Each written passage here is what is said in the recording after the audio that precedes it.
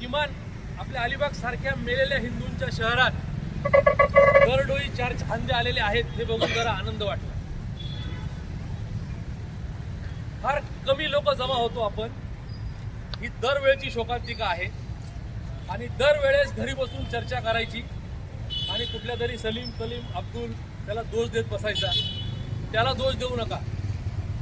तुमच्या माझ्यातल्या समाजातल्या so called secular किड्यांना अगोदर ठेचून मारा।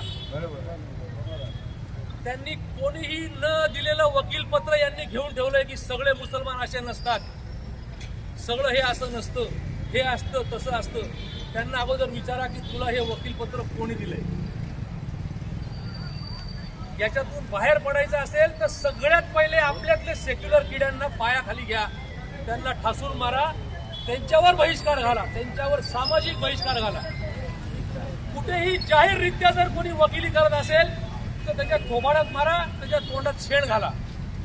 हे बंद झालं पाहिजे। जोपर्यंत हे बंद होणार नाही तोपर्यंत हे असंच सुरू राहणार आहे, लक्षात ठेवा। आणि सगळ्यात महत्वाचं, यांच्या आर्थिक नाड्या आवळायला घ्या। नागपूरला झालेल्या दंग्यात सुरू झालेलं आहे, नागपूरला हवा टाईट आहे, नाशिकमध्ये परवा सुरुवात झालेली आहे। मला माहिती आहे अलिबागमध्ये सुरू करणं फार अवघड आहे, परंतु तरीही माझं आव्हान आहे, यांच्या आर्थिक नाड्या आवळायला घ्या। त्याशिवाय पर्याय नाही।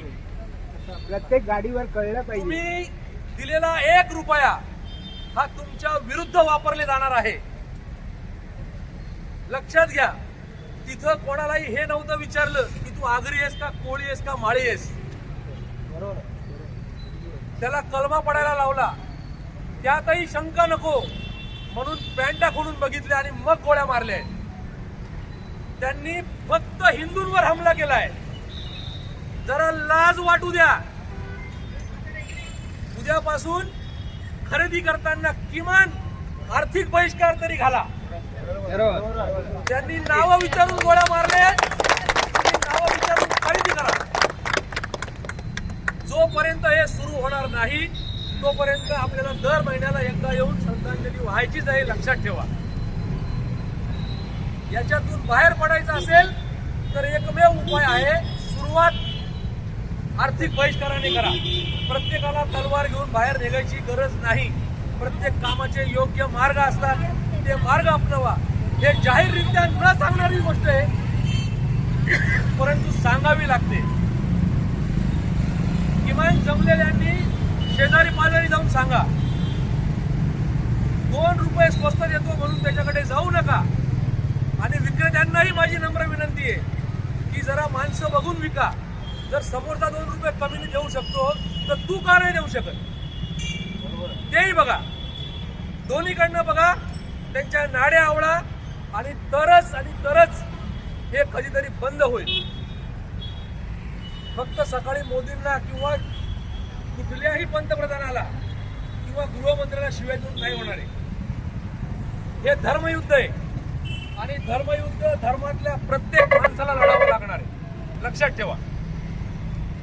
ज्यांच्या सावलीखाली उभे आहात तिकडे बघा, 350 वर्ष अगोदरची दहशत बघा काय होती ती, अटकेपासून कटकपर्यंत। लक्षात ठेवा, एकत्र राहिलात तरच जगणार आहोत, नाहीतर कांद्या बटाट्यासारखे आपण कापले जाणार आहोत। आणि भाईचारा विसरून जा। आम्ही हिंदू फक्त चारा आहोत हे लक्षात ठेवा। जो स्वतःच्या चुलत बहिणीचा भाऊ नाहीये तो साल्यांवर तुमचा भाऊ कसा होणार रे? आहे का कोणाला उत्तर? जो मावस बहिणीचा भाऊ नाहीये, जो आते बहिणीचा भाऊ नाहीये, तो तुमचा भाऊ कसा होणार?